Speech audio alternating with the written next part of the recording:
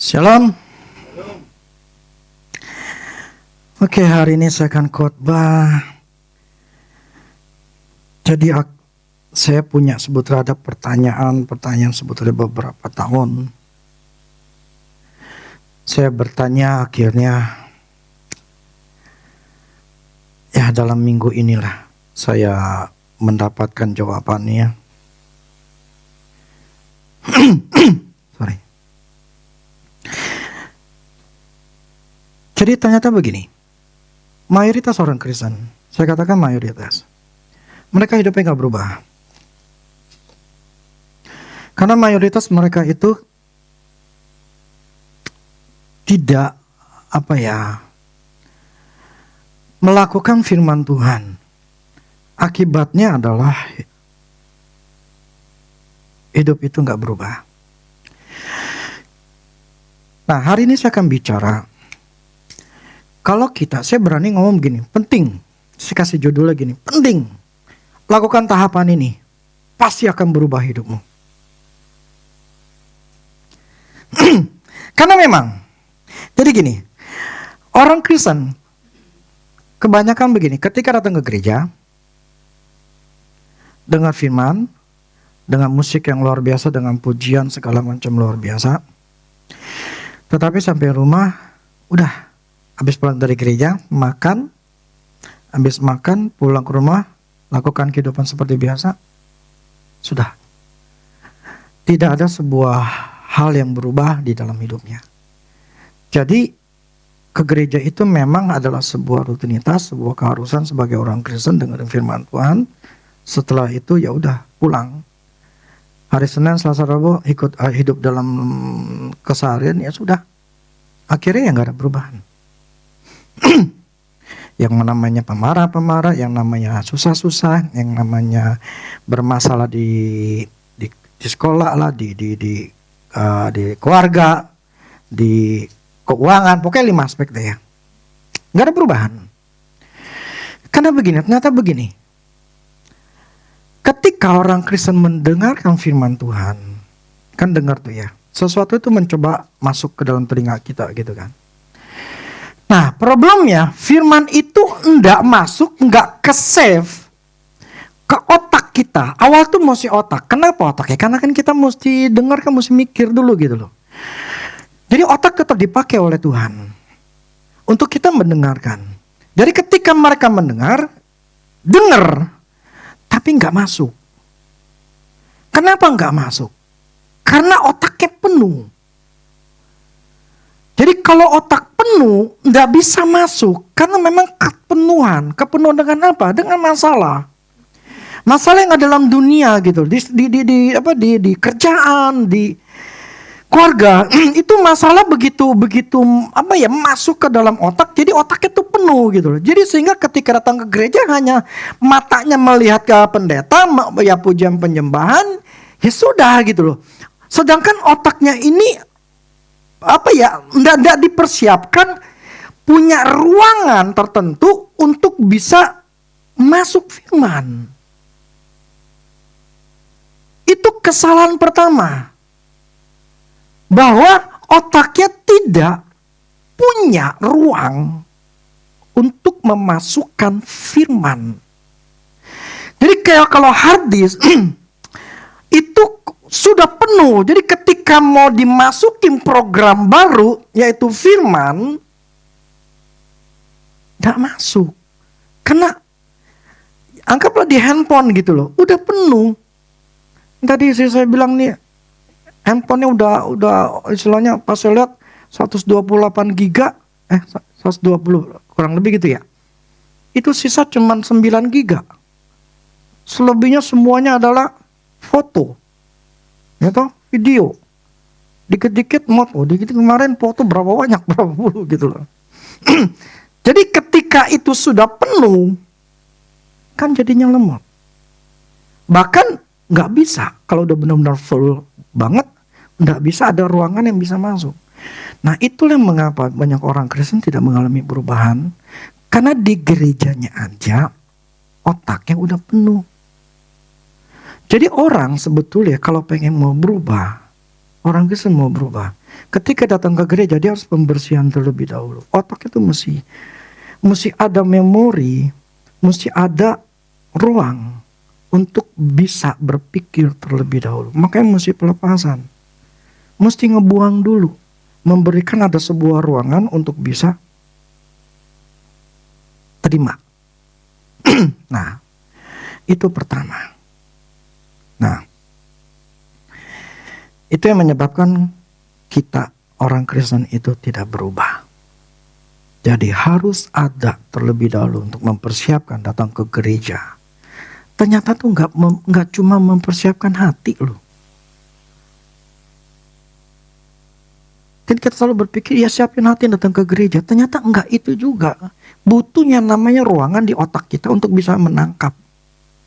Kalau ketika sampai di gereja, cuman hanya dengaran, gak ada sesuatu yang bisa dimasukin ke oleh telinga kita, kemudian harus di save dulu. Ini gak bisa. Jadi ketika sampai rumah, anggaplah 2 jam, 3 jam. Ingat gak khotbahnya apa tadi?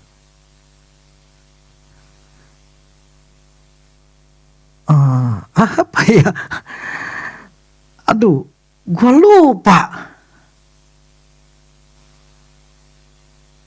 Betul gak? Karena memang gak ada ruangan. Makanya kita harus ngebersihin. Otak kita harus ngebersihin supaya dapat hal yang baru. Oke, saya masuk nih. Coba Matius 7 ayat 16 sampai 20. Ini penting banget. Kalau kalian ngerti gini. Ini saya dapat ya, tau gak? Ini saya kita lagi doa waktu masih Agus. Tuhan ngomong begini. Nah, itu pertanyaan saya yang buat hidup saya. Ada satu pertanyaan pokoknya bagi saya tuh yang masih belum saya jawab. Belum saya dapat jawaban.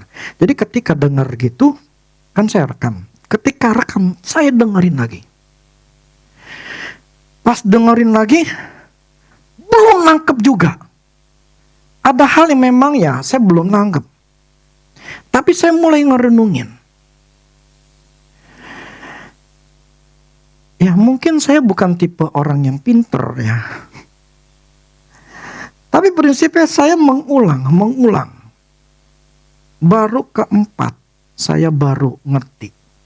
Banget 100%.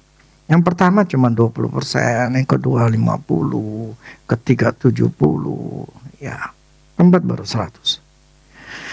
Itu kalau kita mau berubah.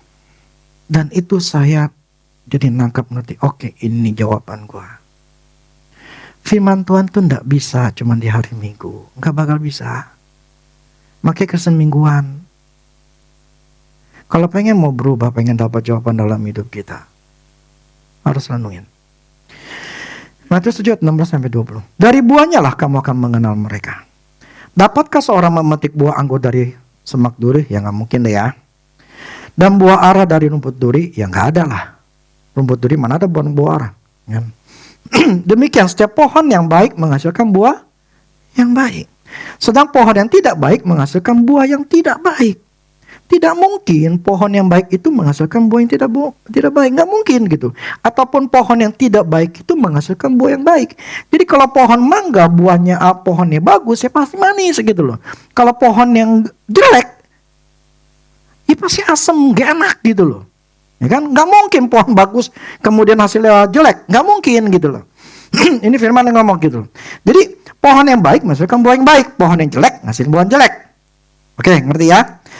Dan setiap pohon yang tidak baik menghasilkan buah yang baik. Tidak menghasilkan buah yang baik. Pasti ditebang dan dibuang ke dalam api. Jadi dari buahnya lah kamu akan mengenal mereka. Tuhan ngomong begini. Dari buah kehidupan, dari buahnya pohon itu dikenal. Jadi dari buah kehidupan kita sehari-hari itu akan terlihat buah kita apa. Dan itu tidak bisa kita mengelabui. Yang namanya kita makan pohon mangga, itu manis, kita bilang manis. Nggak mungkin kita bilang asam, memang manis gitu loh. Jadi nggak mungkin ditipu, nggak mungkin bohong gitu. Itu memang buahnya kelihatan dirasain emang benar-benar manis. Nah, buah kehidupan kita akan tahu dan kita nggak bisa menyangkali memang buah kehidupan saya nggak bagus gitu loh. Nah, ini butuh daripada kita ini mau jujur. Kita tidak memakai topeng, ya. Kita harus menyatakan memang saya ada hal yang buah saya memang jelek. Jadi ini firman adalah bagi orang yang mau jujur dan bagi orang yang mau berubah.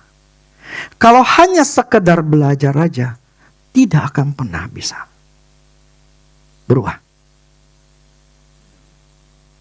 Cuman belajar doang. Nah, jadi dari buah kehidupan terlihat hidup kita menghasilkan buah yang manis atau pahit di dalam 5 aspek hidup kita. Dan itu terlihat dari apakah ada masalah atau tidak, bertumbuh atau tidak dengan baik, yang paling ujung adalah bahagia. Itulah yang menunjukkan buah kita, buah kehidupan kita. Nah, ini panjang saya, jadi saya rasa saya sudah pernah ngomong berkali-kali. Lalu apa yang harus kita lakukan jika ada buah yang jelek? Pohon yang jelek. Dikasih pupuk? Bisa nggak? Coba nih mertua saya mama. Dulu pohon mangga atau apa tuh yang asam. Mama kan suruh orang tuh nyuntik segala macam kan. Ingat gak? Untuk supaya manis atau gitu. Pupuk lah segala macam. Nah, itu mana? Dulu lah ada satu, saya lupa apa lagi. Prinsipnya begini. Kalau namanya buah yang jelek, bisa nggak dikasih pupuk atau dibuang? Tebang. Kenapa? Karena dari akarnya udah jelek. Makanya firman katakan yang setiap pohon yang tidak menghasilkan buah yang baik pasti ditebang. Jadi buah kehidupan kita yang jelek harus ditebang, diganti. Betul? Ya, setuju ya? Nah, ini yang selalu mau ngomong. Amsal 4 ayat 23. Jagalah hatimu dengan segala kewaspadaan, karena dari situlah terpancar kehidupan. Kalau dalam bahasa BIMK-nya, terjemahan BIMK, jagalah hatimu baik-baik, sebab hatimu menentukan jalan hidupmu. Salomo mengatakan begini, kamu perhatiin hatimu. Karena hatimu itu nentuin jalan hidupmu. Hatimu itu memancar kehidupanmu kayak apa. Hatimu itu adalah sumbernya. Kamu perhatiin makanya. Kenapa? Kalau hatimu bagus, hidupmu bagus. Nggak mungkin jelek. Nggak mungkin keluargamu, anakmu memberontak, anakmu ya narkoba lah, atau anak lu segala macam gitu. Nggak mungkin. Karena buahnya kelihatannya jelek.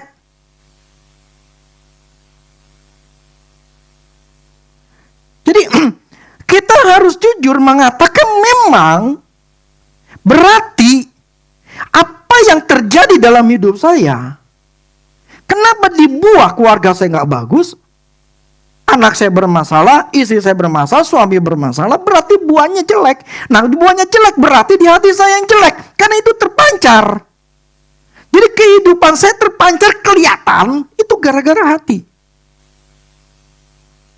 Contohnya gini, kenapa orang itu benci? Karena hatinya benci, punya kepahitan, kekecewaan, sehingga ngomongnya kasar, ngomongnya pahit, ngomongnya itu pokoknya getir lah. Kenapa? Karena itu memang dari hatinya. Jadi apa yang terlihat di dalam kehidupan kita, si Salomo mengatakan itu itulah hatimu. Makanya jaga hatimu, karena itu yang menentukan jalan hidupmu. Karena itu yang terpancar kehidupanmu. Apapun yang kelihatan bermula dari hatimu.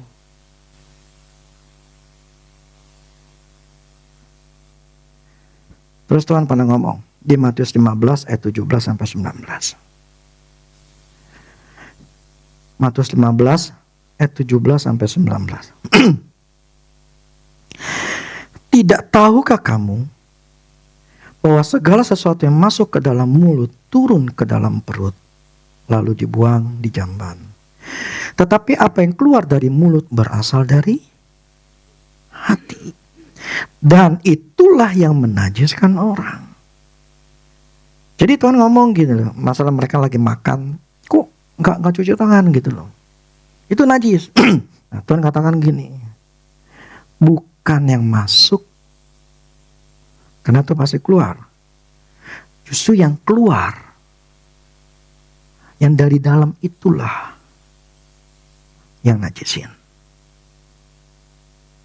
Karena dari hati timbul segala pikiran jahat, pembunuhan, perzinahan, percabulan, pencurian, sumpah palsu dan hujat. Dari hati. Semua perbuatan itu muncul keluar dari hati. Bukan dari mana-mana. Dari hati kita, dari hati manusia. Itu keluar segala sesuatunya. Nah, itulah yang menajiskan, itulah yang kotor. Jadi kalau hati kita jelek, ya semuanya yang keluar pun jelek. Jadi apapun hidup kita menjadi jelek atau buahnya jelek, itu berasal dari hati kita yang jelek. Kenapa kita mengalami kegagalan? Karena hati kita yang salah, nggak punya daya juang, penakut. Ini yang lebih dalam lagi. Saya cuma ngomong sedikit aja dah. Tahu nggak? Kutuk keturunan nenek moyang mempengaruhi hati orang itu.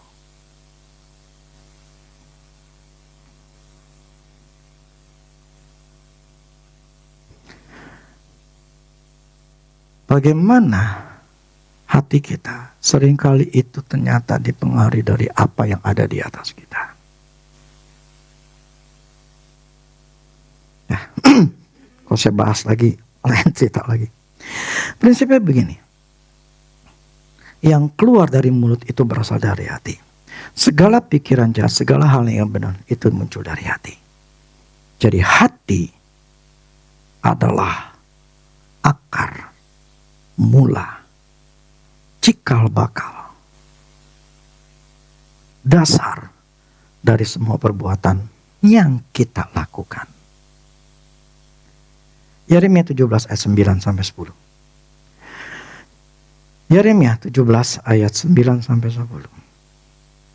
Firman katakan begini. Betapa liciknya hati, lebih licik daripada segala sesuatu. Hatinya sudah membatu. Siapakah yang dapat mengetahuinya? Siapa yang tahu? Firman katakan, aku. Tuhan yang menyelidiki hati, yang menguji batin. Jadi gini. Betapa liciknya hati. Lebih licik daripada segala sesuatu. Begini. Saya kasih contoh. Ini masalah nggak ketutup sih ya. Saya anggap gini dah. Saya taruh ini lap kacamata saya. Saudara bisa lihat gak? Nggak bisa lihat kan? Saya sembunyiin kan? Nggak kelihatan kan? Itu namanya hati. Betapa liciknya hati. Itu orang licik karena dia bisa nutupin. Saya bisa nutupin hati saya kok. Kamu bisa nutupin hati kamu kok. Supaya terlihat bagus. Ngerti gak? Pakai topeng. Orang akan mengira kita bagus. Baik.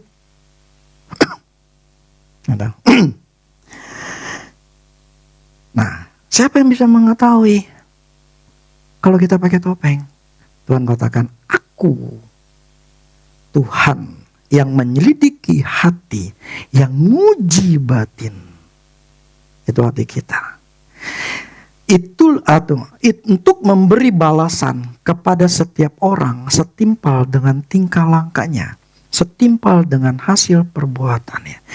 Kenapa Tuhan ngomong begini, nyelidikin hati, kemudian dia bilang katakan aku akan balas sesuai dengan perbuatannya. Kalau habis nyelidikin, dia bilang dibalas dengan perbuatannya.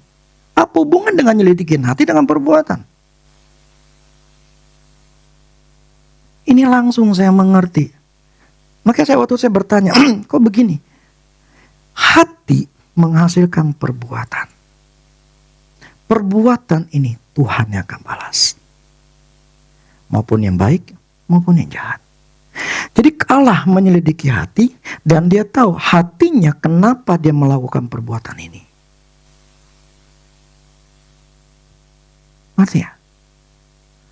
Perbuatan inilah yang Tuhan bayar. Maupun yang baik, maupun yang jahat. Artinya hati manusia yang licik Tuhan selidikin. Dia tahu maksud dari hati ini. Makanya perbuatannya kayak begini. Perbuatannya gue akan balas. Tangkap. Jadi hati, ini ayat menjelaskan. Hati merupakan cikal bakal atau akar atau dasar dari semua perbuatan yang muncul. Atau yang akan dilakukan oleh manusia. Artinya hati yang bagus, hidupmu bagus. Artinya yang harus kita ubah adalah apa? Hati. Kalau hati sudah bagus, maka yang keluar akan buah yang bagus. Jadi yang menentukan hidup manusia adalah kualitas atau isi hatinya. Itu yang menentukan hidup kita seperti apa. Adalah hati kita. Contohnya ketika bangsa Israel mau keluar ke tanah Mesir.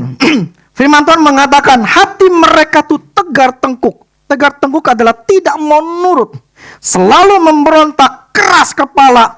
Sifat itulah hati yang tegar tengkuk. Hati yang tegar tengkuk. Yang gak mau dengerin kata Tuhan. Yang selalu ngeberontak, keras kepala. Walaupun ngelihat kemuliaan Tuhan. Perbuatan Tuhan mereka tidak peduli. Dan itulah, sifat itulah, hati itulah yang membuat mereka berjalan 40 tahun muter-muter. Bahkan ada yang mati di padang gurun karena pemberontakan. Itulah yang terjadi di banyak orang Kristen. Mereka tidak mau tunduk kepada Tuhan. Membuat hidup mereka tidak berubah. Muter.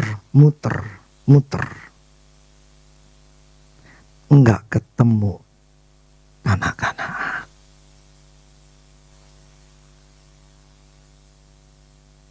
Itulah yang di awal saya katakan. Otaknya penuh. Mereka enggak bisa terima firman Tuhan.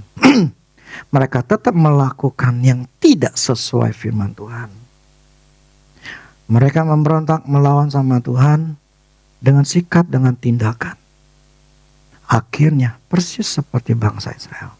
Dibawa muter. Kemana. Seharusnya tanah Kanaan yang membuat kita bisa berhasil. Tanah Kanaan yang membuat kita kaya. Tanah Kanaan kita membuat apa yang janjikan Tuhan itu dapat. Enggak dapat. Karena hatinya tegar tengkuk. Maunya cepat, maunya Tuhan kalau engkau memang mengasihi saya, berkati saya. Kalau memang engkau Tuhan yang penuh kuasa, kalau memang engkau adalah Allah yang penuh kasih, Bukain buat jalan Tuhan. Kita menuntut Tuhan, tapi kita tidak melihat hati kita. Problemnya hati kita itulah akar masalah terjadi. Bukan orang lain, bukan dunia, bukan lingkungan, bukan orang tua kita, bukan bapak kita, hati kita.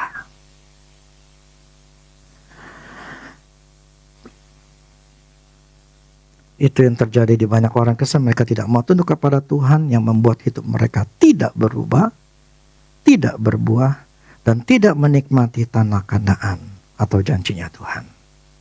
Nah, hari ini saya mengajarkan supaya kita bisa berubah.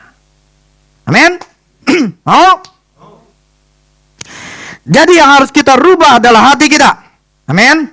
Jadi ketika hati kita mulai berubah, maka hidup kita akan berubah. Nah, bagaimana? Cara kerjanya begini. Supaya isi dan kualitas sikap hati kita harus berubah. Pertama gini, saya harus ngertiin gini. Panca indera kita, ketika kita yang namanya, kita nih punya panca indera. 5 panca indera. Apa yang kita dengar, apa yang kita lihat, apa yang kita rasakan, apa yang kita kecap, apa yang kita cium gitu ya. Nah, semua panca indera itu adalah pintu untuk hal-hal dunia masuk. Anggap ya. Masuk ke dalam diri kita. Dan itu akan mempengaruhi hidup kita. Baik ya, bisa yang baik maupun yang jahat. Jadi kalau tanpa 5 panca indera, manusia itu mati. Gitu ya. Kalau satu mungkin buta gitu ya, masih ada 4 masih bisa. Tapi kalau udah nggak ada semua ya berarti udah mati. Ya. Nah, jadi panca indera itu adalah yang namanya jendela atau pintu untuk kita berinteraksi dengan dunia. Betul ya? Mata kita bisa ngelihat, oh bagus lu, oh jelek lu. Mulut kita, oh enak lu, gitu ya. Nah, jadi ketika itu kita melihat, nah itu akan masuk ke otak kita, diolah di otak kita, kemudian kita simpan di otak kita. Contohnya gini, ketika kita makan, kemarin kita makan apa tuh? Contoh mie aloy ya. Aloy atau aloy itu? Kita makan. Disitulah saya akan menentukan rasanya. Nah kan ketika saya makan, ini enak atau enggak. Oh nyata enak juga nih. Nah ketika saya makan kan makan terus. Kesimpan dong di otak saya. Oh makan mie-nya aloy ini enak. Masuklah otak saya. Itu caranya. Ya. Nah, setelah itu disimpan, lalu kita akan mulai olah dan kita akan mendapatkan pengertian yang mendalam. Nah, kemudian kita akan, ini saya panjangin dulu ya. Maka hal itu akan otomatis tersimpan dalam hati. Jadi gini, ketika saya makan tadi saya ngerasain anak, oke. Kemudian masuk ke dalam, saya udah ngerasain, saya udah tahu. Sehingga saya bilang, oke, saya ambil keputusan bahwa makanan ini enak. Masuklah ke hati saya. Contoh satu ke saya gini. Ketika nanti dikasih makanan apa, beli lagi. Saya udah ingat, oh makanannya enak. Gak apa-apa gue beli. Karena kan udah kesimpan. Ya toh? Jadi memori saya mengatakan makanan awalnya itu boleh enak. Nah, setelah tersimpan dalam hati, ini saya secara bicara umum dulu ya. Setelah tersimpan dalam hati, hal itu akan menjadi sebuah pedoman atau program untuk selalu jadi pegangan untuk tindakan selanjutnya. Jadi setelah saya tahunya enak, saya akan memikirkan, jadi kalau mau makan, gue mau makan, jadi ada tindakan selanjutnya. Karena saya udah punya sebuah pedoman, makanan enak, kesimpan. Saya akan beli lagi. Karena saya melihat, ingat, enak. Nangkap ya? Jadi, ketika hal itu muncul di panca indera, maka jiwa kita akan bereaksi sesuai dengan program atau prinsip yang ada dalam hati. Ya maksudnya tadi.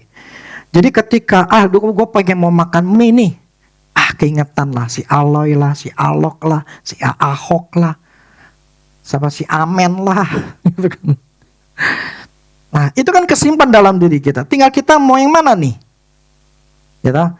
Jadi ketika keinginan panca indera kita muncul, kayaknya kata ngeliat, ini orang makan mie nih, korban, gue ngeliat makan, yuk kita makan ini. Terus ada makanan yang lain, gue pengen nyoba ini. Terus ada makanan yang lain. Jadi banyak maunya, gitu loh. Mata keranjang. Nah, kenapa? Itu panca indera kita itu terpengaruh dengan apa yang kita lihat. Timbullah emosi, timbullah keinginan. Nangkap ya? Yang saya maksud gini, itulah cara kerja. Apa yang ada dalam dunia itu bisa mempengaruhi dan masuk ke dalam hati. Itu caranya. Jadi untuk kita mau merubah hidup kita di dalam pekerjaan dalam apapun harus masukin dulu. Ya, harus masukin dulu ke otak kita untuk di-save sementara.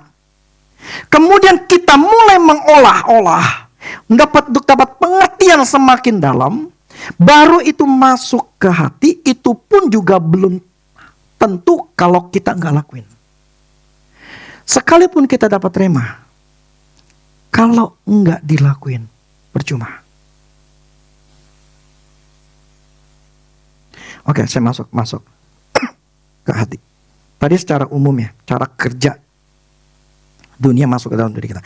Karena gini, di dalam dunia itu ada yang baik, ada yang jahat. Nggak ada semuanya baik, nggak ada semuanya jahat. Yang namanya kayak misalnya YouTube, tidak ada semuanya itu baik. Contoh waktu kemarin saya waktu ke Kalimantan, saya nginep sama di rumah ini. Itu anak dari melek mata nih, bangun. Ya, emang tuh lagi liburan. Sampai malam mau tidur, handphone. Kan saya berapa lama gitu kan, tinggal ada berapa hari di situ. Itu anak ya itu handphone aja. Memang sih susah juga ya, memang mau main gimana ya. Ada kata-kata yang keluar yang kasar dari mulut dia. Karena dia dengar dari YouTube. Tapi ke YouTube itu jahat? Enggak. Kan kita bisa belajar dari YouTube. Jadi tinggal kita memilih. Yang saya maksud gini, ketika itu kita akan mempengaruhi diri kita. Nah, contohnya salah satu, iman. Iman itu adalah salah satu program atau pedoman yang tersimpan di dalam hati. Nah, iman itu timbul dari pendengaran firman Tuhan. Nah, iman itu adalah sebuah kepercayaan atau keyakinan akan sesuatu itu benar. Yang diwujudkan, karena bilang benar ya, diwujudkan dengan perbuatan. Misalnya, saya boleh benci. Saya benci sama dia. Kenapa? Karena dia udah nyakitin gua.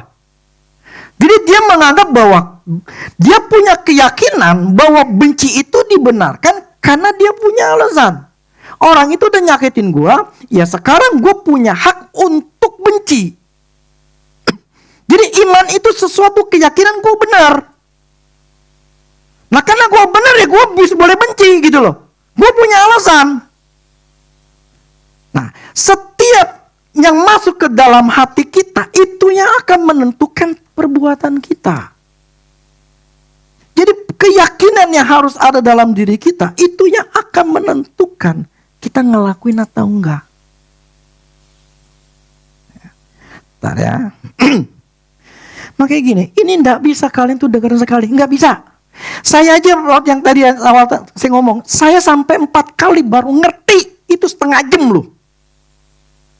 Berarti berapa jam? Total 2 jam loh. Setengah jam awal aja itu saya ngerenungin lagi. Saya mau refleksikan ke diri saya, karena itu bisa sifatnya umum. Saya maksud sifatnya umum. Sifatnya umum. Sedangkan saya ada yang sesuatu yang saya sedang cari jawabannya. Artinya apa ya? Mesti ke diri saya. Ngacain, ini firman ngacain ke saya. Oke. Ke sayanya ini maksudnya gimana nih? Ini saya bertanya begini, gini. Akhirnya dijelasin. Oke, begini, gini. Pertama kali enggak ngerti. Kalian dengar gini, pertama kali saya yakin enggak ngerti. Kecuali yang pintar dia. Roma 12 ayat 2.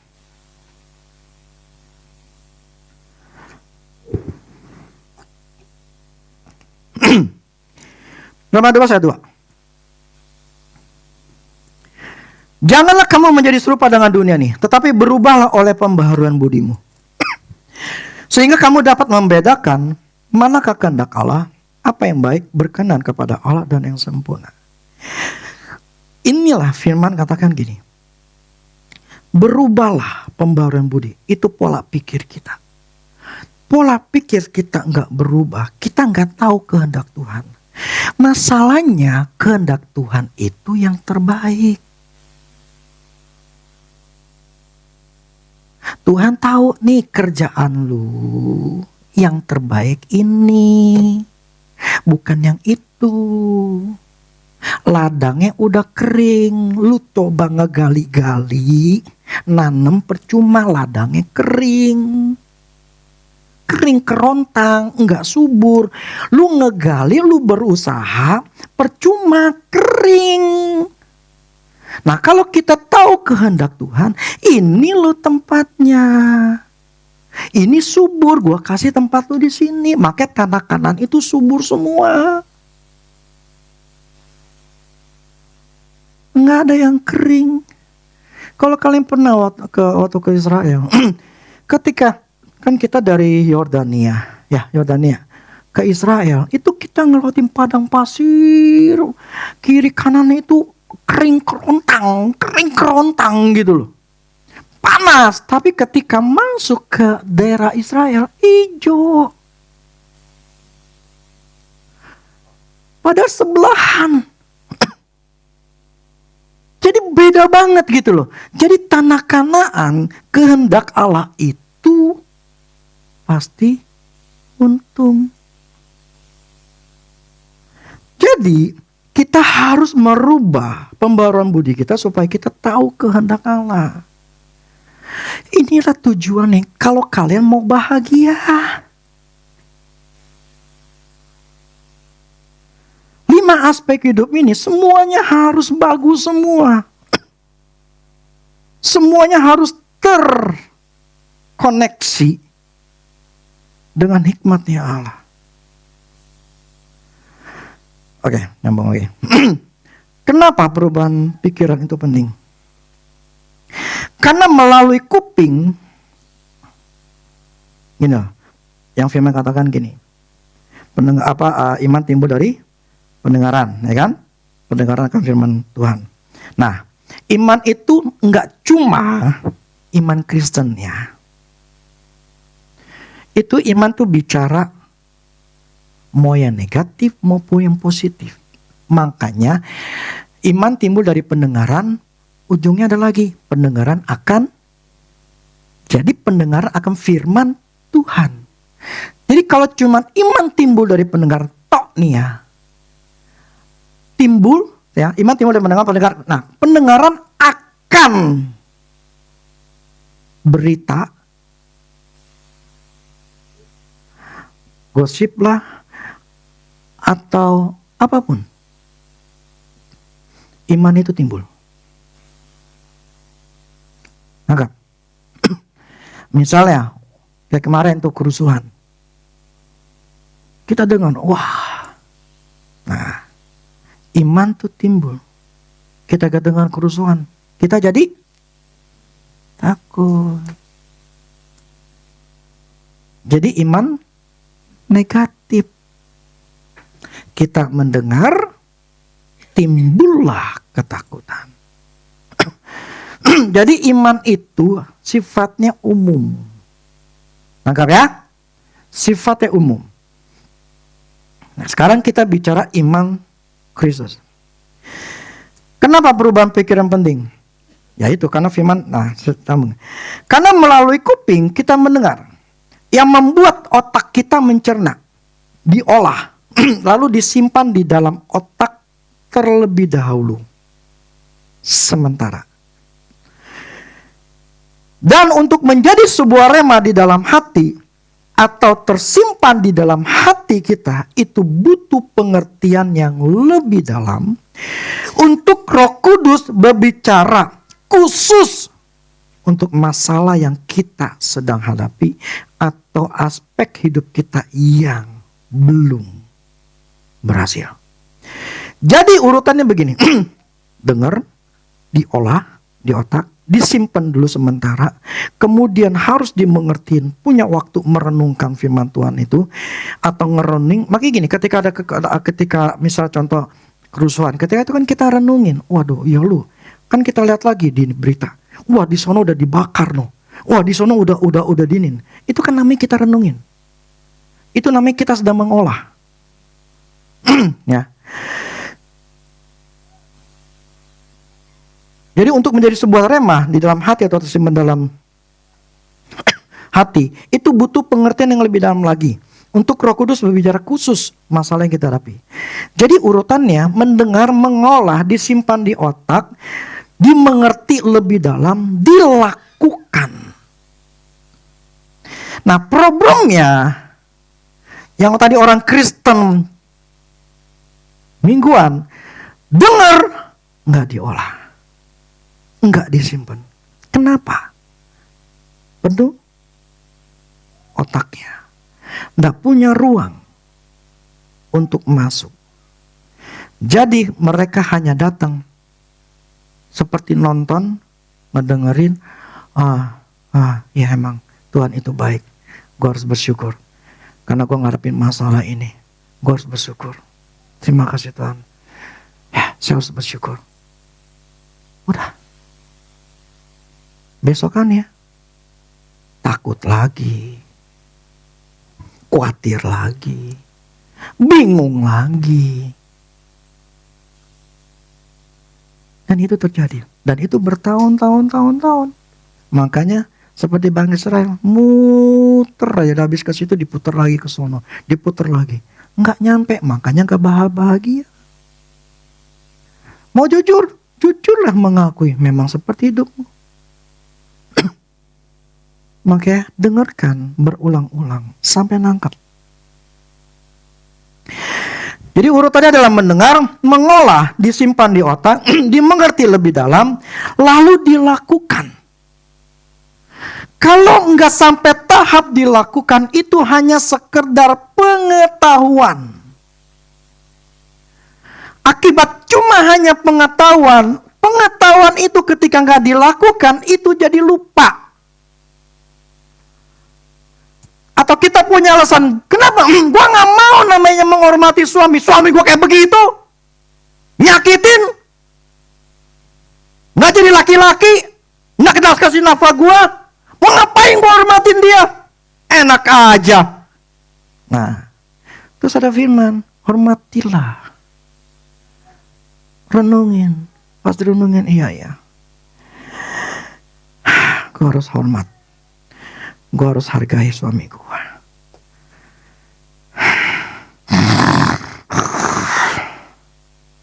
Itu bertolak belakang loh.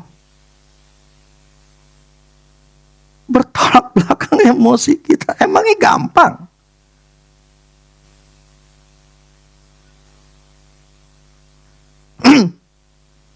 Pengertian sih dapat pengertian. Hikmat sih dapat hikmat. Tapi ketika mau dilakuin, Tuhan, kasih saya kekuatan, kasih saya kemampuan mengasihi si suami saya. Tuhan, kasih saya kekuatan. Pas suaminya lagi apa? Mata lu gak kelihatan apa? Begitu aja gak kelihatan, mata lu buta. Udah ketahuan begini, udah ketahuan itu udah sandung-sandung, kebuang. Nggak punya mata lo.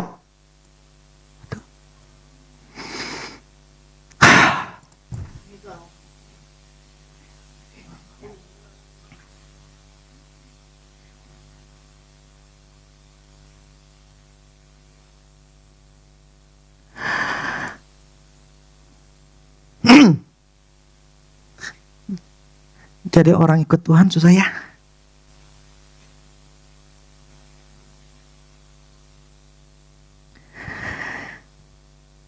Makanya untuk bisa untuk merubah diri kita, hati kita itu susah. Saya katakan gak gampang. Gak gampang. Sangat sulit. Tapi permasalahannya, awal saya katakan, hati kita jelek. Hidup kita jelek. Susah. Lihat aja orang-orang sekelilingmu. Yang dimana suami diinjak, suami dihina, direndahkan. Kamu lihat aja lah. Hidup kayak apa? Atau suami nggak sayang istri. Lihat aja. Karena firman yang ngomong, makanya seperti bangsa Israel itu tegar tengkuk. Maunya ngeberontak, maunya ngelawan. Tuhan ngomong hormati. Enggak. Enggak sih, enggak. Lah buktinya lu ngomel-ngomel. Itu kan namanya ngelawan. Itu kan namanya berontak. Terus pengen diberkatin. Ya enggak bisa lah. Mimpi kali. Karena program itu sudah masuk di dalam hati kita. Jadi program bencinya itu ada. Makanya tadi saya katakan, seperti pohon itu ditebang, dibuang. Sama seperti program, itu mesti dibuang programnya, didelete. Makanya tadi di partisi saya lihatin, mana yang mesti didelete. Oh, ternyata sampahnya banyak nih, udah saya delete. Kemudian saya lihat lagi, apalagi yang mesti didelete, oke nih didelete. Akhirnya lumayan, dapat berapa, 20 atau 19 lah.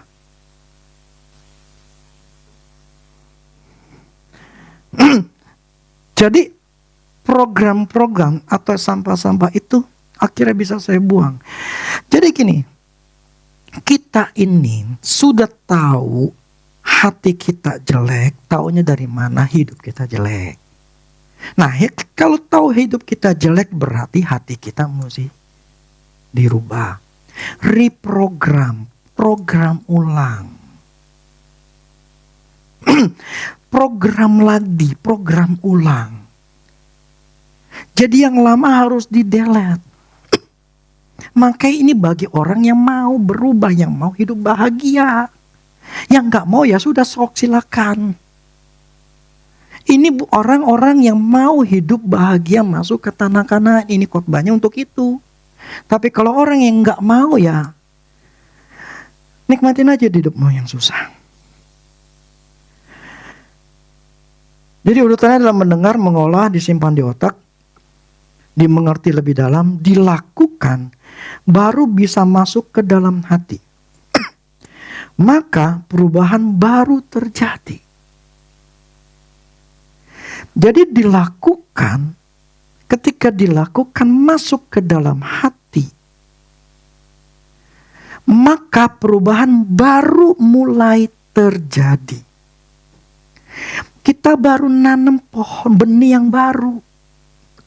Benih yang baru ini bukan langsung tiba-tiba sehari langsung nongol pohon.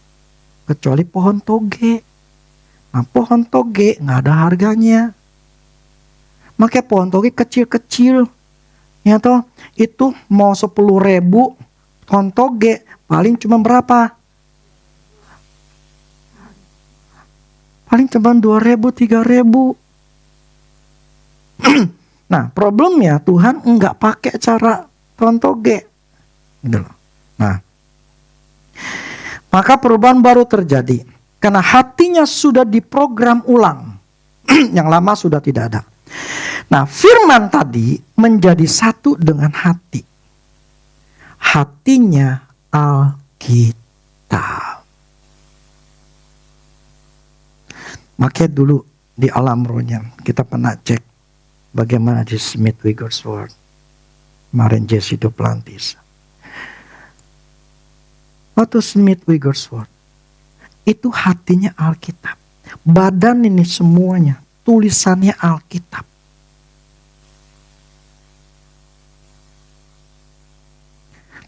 Itulah yang terjadi bagi orang yang ngelakuin firman Tuhan.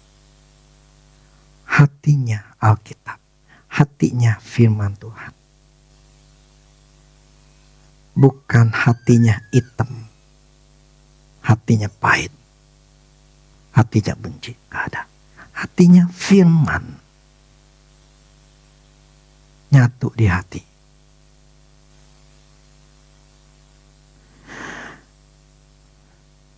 Kalau udah sampai di situ, maka yang dunia berubah. Jadi yang harus kita lakukan adalah, saya ulang lagi deh. Otak dipakai sementara untuk belajar. Jadi kalau otakmu nggak punya ruangannya, nggak bisa. Jadi kenapa kemarin Sabtu kita pelepasan? Supaya otaknya punya ruang. Otak dipakai untuk sementara untuk belajar. Untuk bisa men-save, menyimpan supaya untuk diingat. Kemudian untuk kita mempelajari, untuk kita mengulang, untuk kita mendapatkan pengertian. Nah, pengertian itu membuat kita, oh iya gua ngerti. Jadi ketika saya lakuin kayak gini, akhirnya saya ngerti, oh nangkep, berarti yang gua harus lakuin adalah ini. Karena memang kalau ternyata gua salah ya. Ternyata gua salah terlama ini. Nah, ketika saya menyatakan itu, saya dapat rema. Remanya ini baru ngerti kesalahan saya, ngerti bahwa jawabannya apa, sehingga saya oke, gua harus lakuin.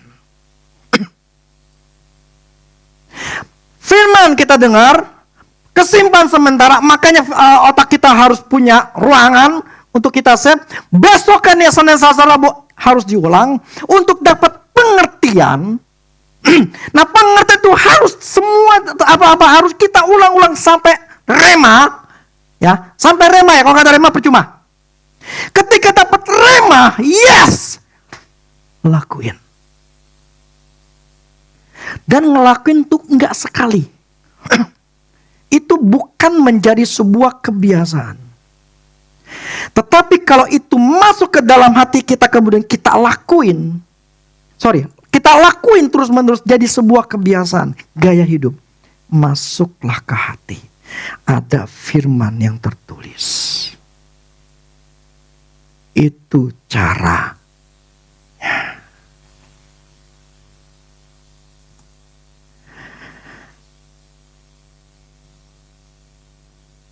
Kalau dilakukan, maka itu di-save di hati.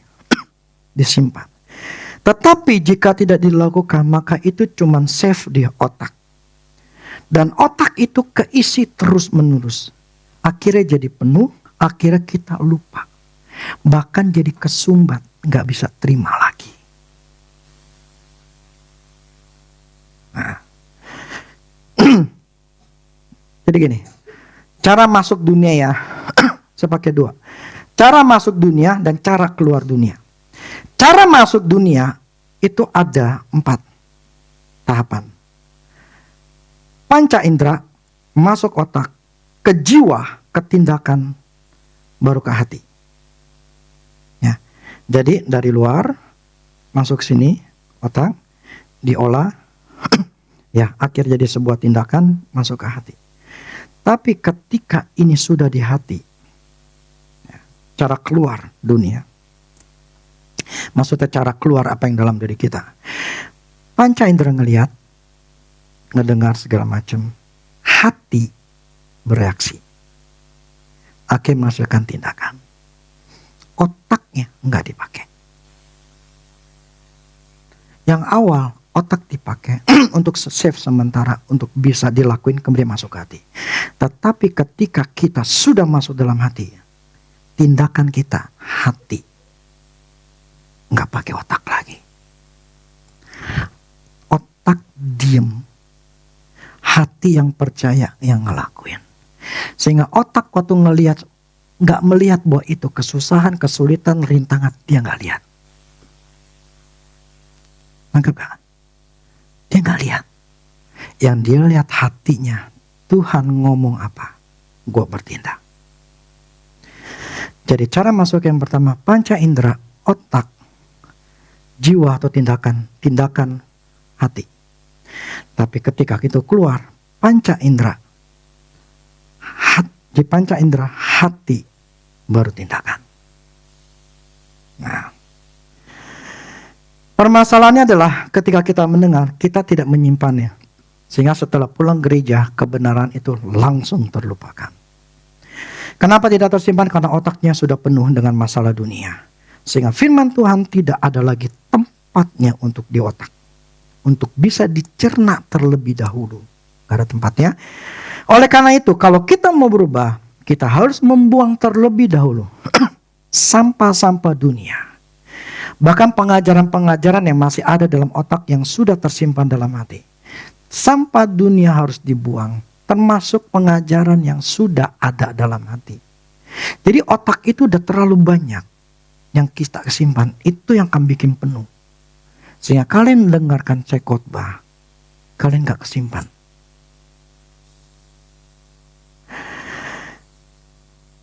Oke, kesimpulan saya ringkasannya begini. Yang pertama, ringkasan saya khotbah dari atas ya.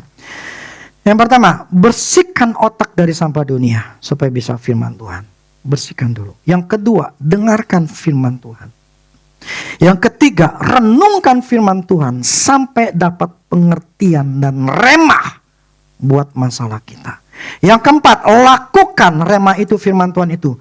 Dan itu terus menerus sampai menjadi sebuah kebiasaan. Bukan sesekali. Contoh yang menghormati suami cuma sekali doang. Atau sayang istri cuma sekali. Sayang anak cuma ngomong sekali. Tapi itu menjadi sebuah kebiasaan. Akhirnya firman Tuhan itu nyatu di hati kita. Dan jadi pedoman atau gaya hidup. Hati berubah menjadi baik.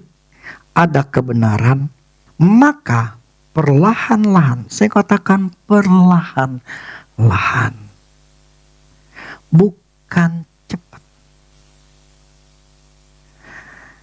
hidup berubah menjadi lebih baik. Amin. Ini caranya mau berubah. Tidak ada cara lain. Problemnya adalah hati kita itu yang bermasalah. Makanya anak yang masih kecil, kalau hatinya bagus, dijamin hidupnya bagus.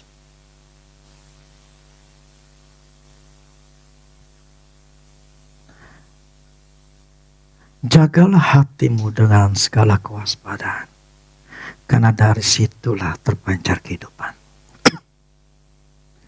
Anakmu dari kecil dicekokin kebenaran.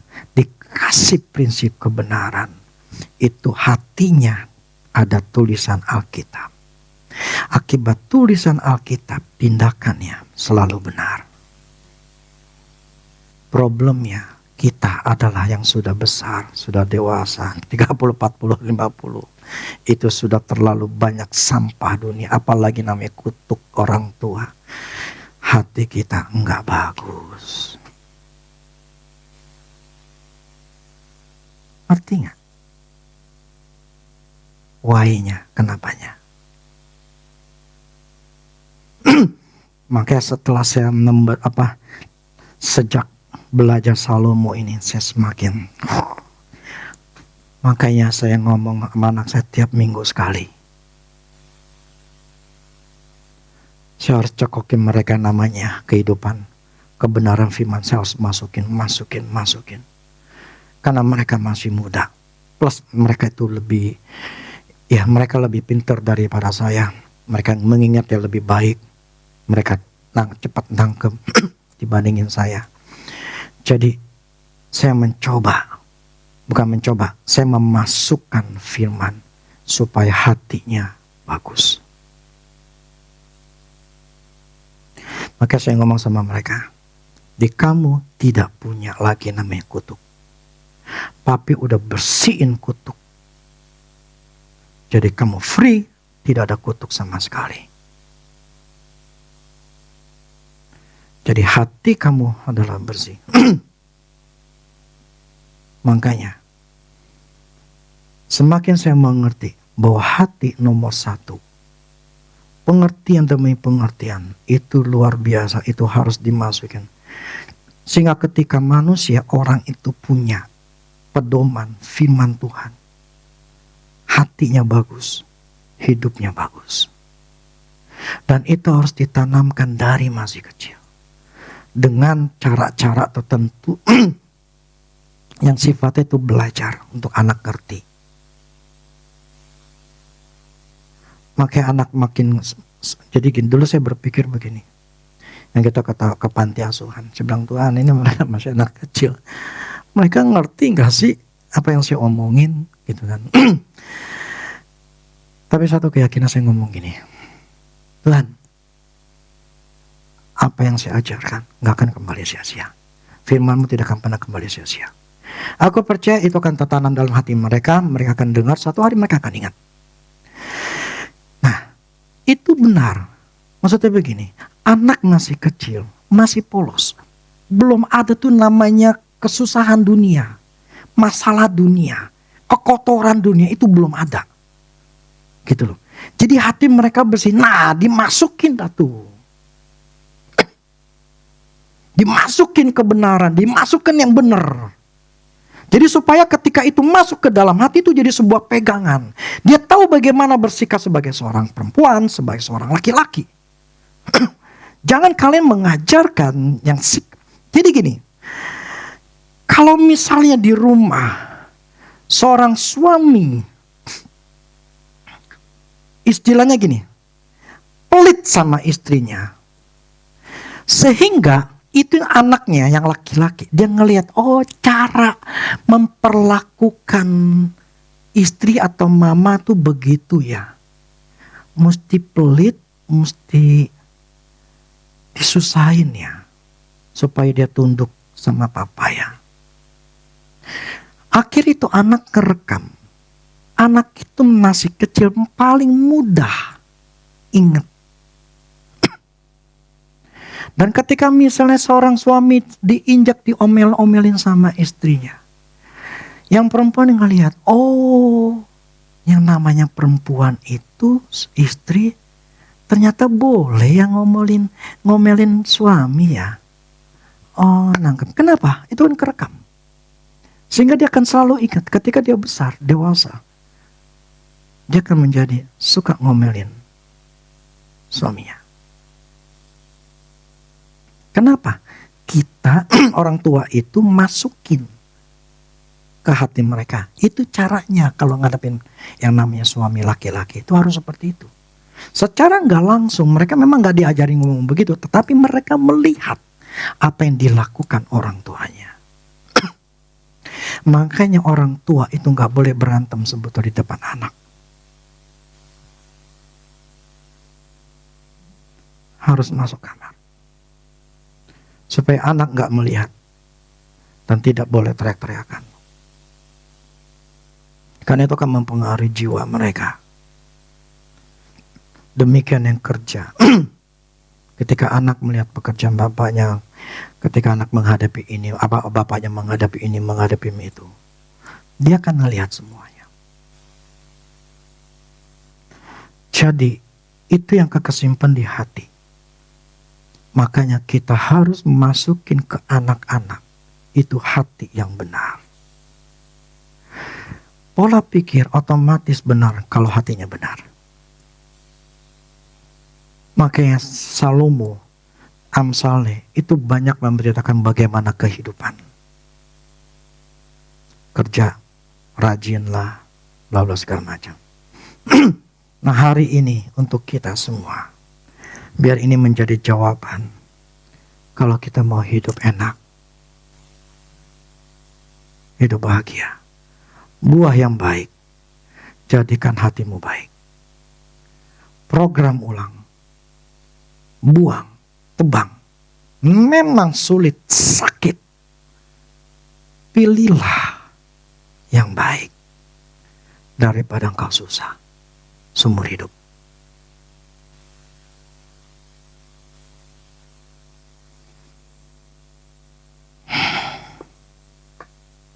Mengerti? butuh kerendahan hati. Jangan memberontak seperti bangsa Israel. Jangan tegar tengkuk. Belajarlah rendah hati. Mau saya berubah. Jadi kalian ulangin lagi ini. Sampai benar-benar kalian dapat terima pengertian yang benar. Rema gak cukup ternyata. Harus dilakuin. Dilakuin itu bukan cuma sekali ternyata. Harus berkali-kali menjadi sebuah kebiasaan.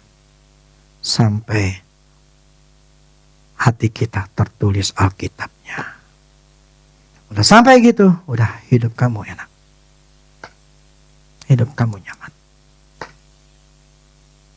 Dijamin sama firman Tuhan. Jadi bagi yang suami istri harus mengalami perubahan masing-masing. Tidak bisa menuntut suami untuk berubah, tidak bisa menuntut istri berubah. Lakukan bagian kita, Tuhan akan lakukan bagiannya. Dan untuk anak-anak, sekolah yang benar, belajar yang benar. Dan untuk yang masih kerja sebelum kuliah, masih ini, lakukan firman Tuhan, masukin dalam hati. Hatimu bagus, hidupmu bagus. Hatimu jelek, hidupmu jelek. Saya kasih tahu caranya. Dan mulailah lakuin. Supaya tahun 2030 kalian di sini adalah orang yang sudah kaya semua. Target 2030 Tuhan ingin kita semua diperkaya. Saya nggak tahu siapa yang sini yang mampu. Kalau kalian bisa nyampe, berarti kamu jadi penurut ngelakuin apa yang saya ajarin. Kalau kamu ngelakuin apa yang saya ajarin, gak mungkin kamu gak berbuah. Kita tahu masing-masing kelemahan kita.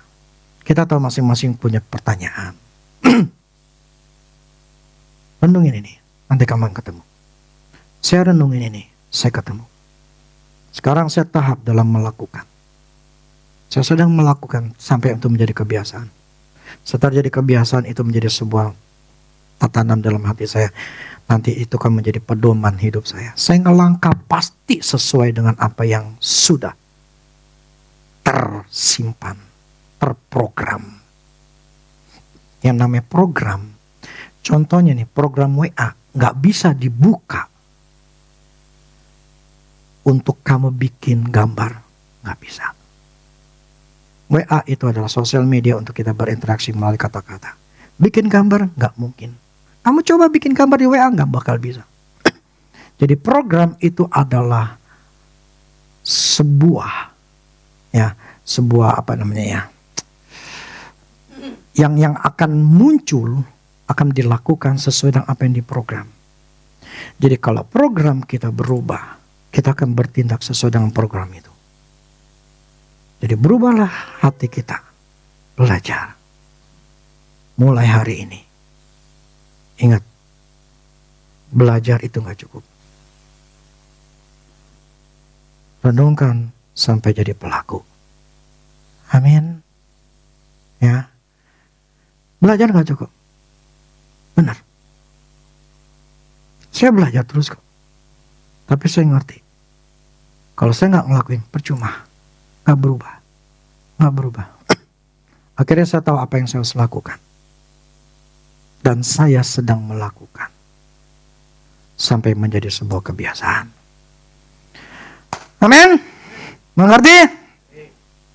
Ya, saya harap dengarkan lagi. Kalau ini pakai Spotify aja, yang gak perlu pakai kuota banyak.